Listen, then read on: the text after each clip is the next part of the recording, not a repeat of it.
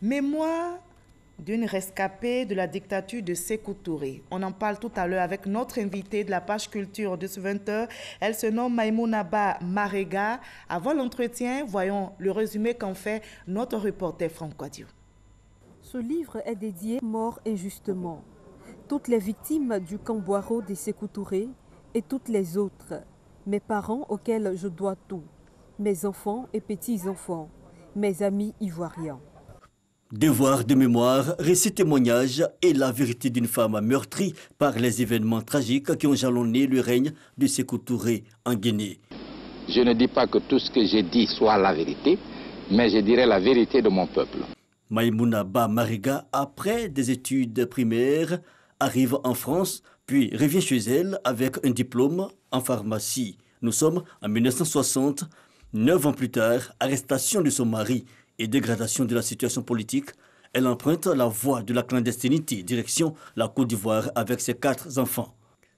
15 chapitres des origines familiales à la fin du cauchemar en passant par les faux complots, le bilan du règne de Sékou Touré. La préface de Djibril Tamsir Niane caractérise l'œuvre comme une littérature de douleur, une interrogation de l'histoire, la quête d'indépendance d'une femme happée par les trémolos de la vie politique et des suspicions ambiantes de l'époque.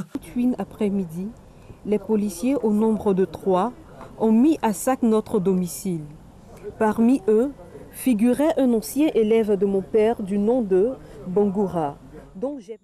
Un livre aussi pour réhabiliter les siens, mais aussi tous ceux ayant été à l'époque stigmatisés. Comment? Quel est le visage de cette dictature à l'époque à Sékou Touré? Effet miroir, quels sont les stigmates sur la Guinée d'aujourd'hui? Des questions qui grondent et des réponses qui fusent. Maïmouna Ba Marega dit ses vérités. Alors, Maïmouna Ba Marega, il faut avoir du courage pour parler de la dictature de Sékou Touré, l'ancien président guinéen, dans un ouvrage. Et ce courage, vous l'avez? Oui. Je l'ai eu parce que maintenant, il y a quand même la liberté un peu de penser et de journalistes un peu. Il y a beaucoup plus de liberté. Parce qu'avant, si vous attaquez à Sékou Touré, vos parents, de l'autre côté, risquent gros. D'accord. Et la question qui me vient encore à l'esprit, c'est pourquoi avoir attendu plus de 30 ans après le décès du président Sékou Touré pour témoigner sur ce que vous avez vécu sous son régime dans un ouvrage? Avant, j'ai pas eu le temps, parce que je me suis retrouvée veuve à 36 ans, avec 4 enfants, plus ma nièce, ça fait 5, et il fallait s'occuper de sa carrière, s'occuper des enfants, s'occuper de leur avenir. Et j'ai été aidée par mon frère, mais enfin, vous savez, c'est très difficile. Surtout, j'avais 3 garçons, et puis ça faisait 2 filles. Donc, le temps de vous retrouver. Donc, le temps de me retrouver. Donc, après, j'ai pu essayer maintenant d'écrire. Quand je travaillais moins à la pharmacie, et j'ai commencé à écrire, à mettre tout en branle pour pouvoir... raconter cette histoire douloureuse que vous avez vécue. Alors, quelles sont les preuves de ce que vous avancez? Parce qu'il s'agit tout de même d'un président de la République, le premier chef d'État guinéen que vous qualifiez de dictateur. Oui. Un dictateur, c'est quelqu'un qui a tous les pouvoirs en main. Pouvoir judiciaire, pouvoir exécutif, législatif et judiciaire. Lui, il était secrétaire, il était devenu secrétaire par un congrès. Je ne peux pas aller dans les détails. Il est devenu secrétaire général du parti, du PDG. Et ensuite, il a été élu président de la République. Donc, il avait tous les pouvoirs entre les mains. Et il avait droit de vie et de mort sur tous les Guinéens. Alors, dites-nous concrètement, qu'est-ce que vous reprochez au régime de Sékou Touré, qui était tout de même un ami personnel à votre famille, et d'ailleurs, vous étiez très proche de son épouse. Oui, j'étais très proche parce que mon beau-père s'est occupé de lui, et j'ai mis dans le livre, je ne vais pas rentrer dans les détails, c'est au lieu qu'on dise qu'il a licencié de l'école, c'est lui qui l'a repris à l'école, c'est dans le livre, et il l'a préparé jusqu'au CEP. Étant donné qu'il était grand et tout, il ne pouvait pas aller à l'EPS. Son frère Ismaël Touré est allé avec mon mari à l'EPS. Et lui, il a été à Georges Poiré pour avoir... et ça, c'est mon beau-père qui me l'a raconté. Qu'est-ce que vous lui reprochez au président Sékou Touré? Les massacres.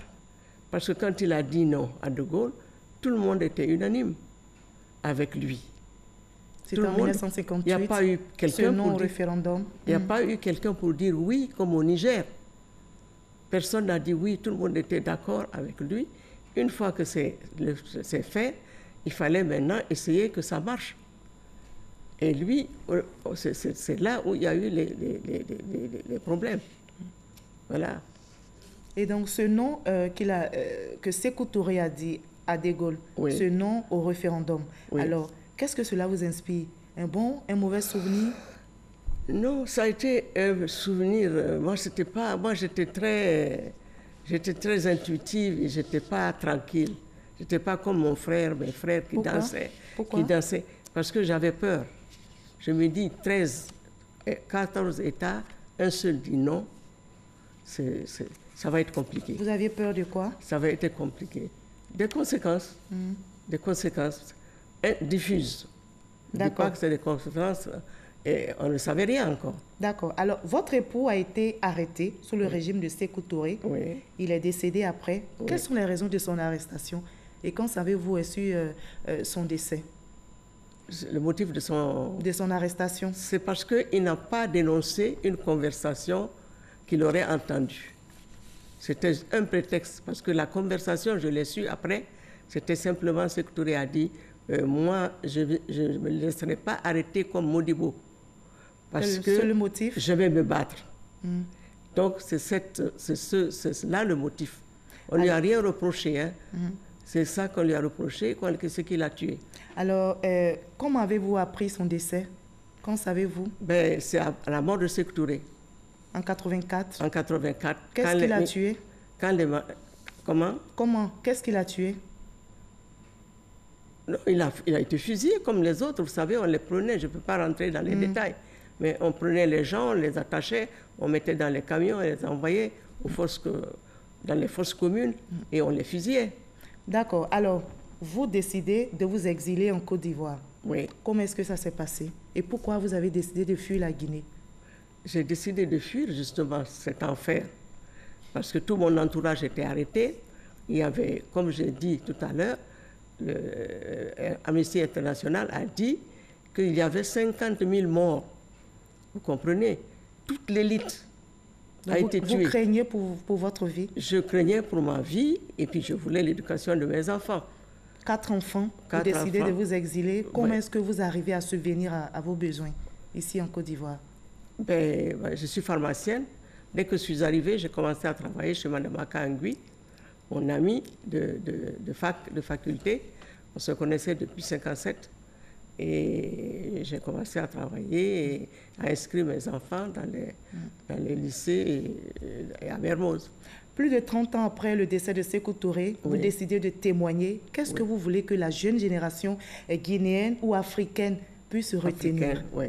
Mais il faut qu'ils connaissent l'histoire de leur pays. En Guinée, ils ne connaissent pas l'histoire de leur pays. Quand je leur parle, ils me disent « Ah non, ça ne s'est pas passé ici, c'est impossible que ça se passe. » Ça a été camouflé.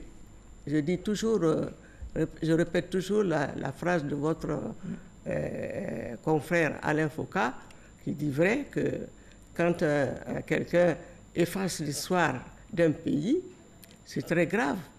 Et un pays qui n'a pas d'histoire, un peuple qui n'a pas d'histoire, c'est un peuple sans âme. Et j'ai constaté qu'ils ne savent pas du tout ce qui se passe. Donc c'est une ouverture pour que les gens commencent aussi à faire la même chose et à dire ce qu'ils savent.